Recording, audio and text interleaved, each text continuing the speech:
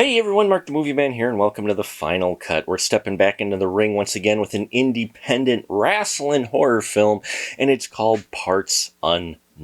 And now, Parts Unknown is brought to us by Richard Chandler, who wrote and directed the story of the Von Strasser family, who for years have been working the indie circuit, and they have a reputation of being a bit extreme, both inside and outside of the ring. Well, when one of their family members has returned, we soon find that the Von Strasser family is on the ropes and in danger of never stepping in the ring again. Well, we can't have that, so they take matters into their own hands, and they find a new way to satiate the action and bloodlust that this family has developed over the years. Thanks to an outside influence, they get a little bit of help and a little bit of motivation to do things not in the traditional way, and of course, leaving a body trail all over the place and leaving blood in the ring for sure.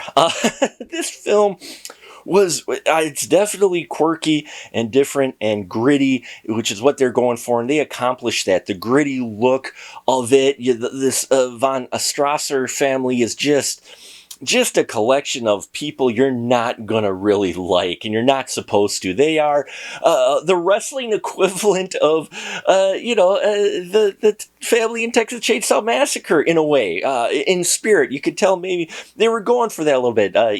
Each one is just slightly different in the way they are portrayed on screen. You get the one pretty boy in here. You get the one seasoned, more mature brother who's trying to just keep things controlled. You have the just completely crazy Kitty Von Strasser, who I loved. She was my favorite character in this film, played by Sarah Michelle. She just went for it, just balls to the wall, crazy from start to finish when you see this character.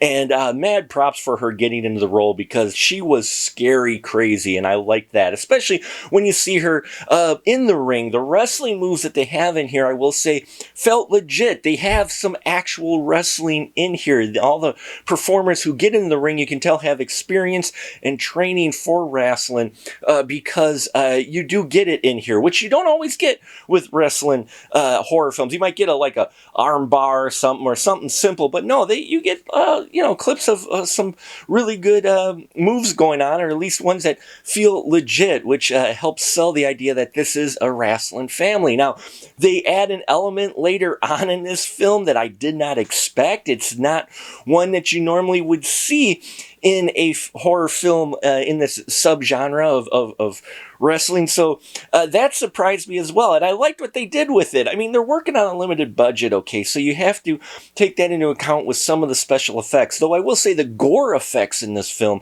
were really well done and looked visceral and gritty and just nasty. And so they did those, I thought, very well. Just this one character that showed up, I was impressed. It was kind of creepy and kind of humorous. And I don't know if that was intended, but that's just the way that I took the character, though I did like what it added to the story. Now, as far as the direction and the pacing goes, the film could have used a little trimming. I felt like it got a little bit long in the middle, a little bit of rinse, wash, repeat, not too bad. The editing keeps things interesting visually, especially when you get into the matches. I thought those parts were edited very well together so you could see what was going on. I think the roughest part for me, though, was the audio and the sound design in this film, just where it doesn't match a lot, more so in the beginning, especially in some of the rings in the matches. I think they were trying to make it seem like there was a bigger crowd there than it was, but it was a little tough in spots. It was very rough, but you'll get that with micro-budget productions like this, low-budget productions, is that, you do have that aesthetic that sometimes happens, and unfortunately I found it distracting in a couple of places.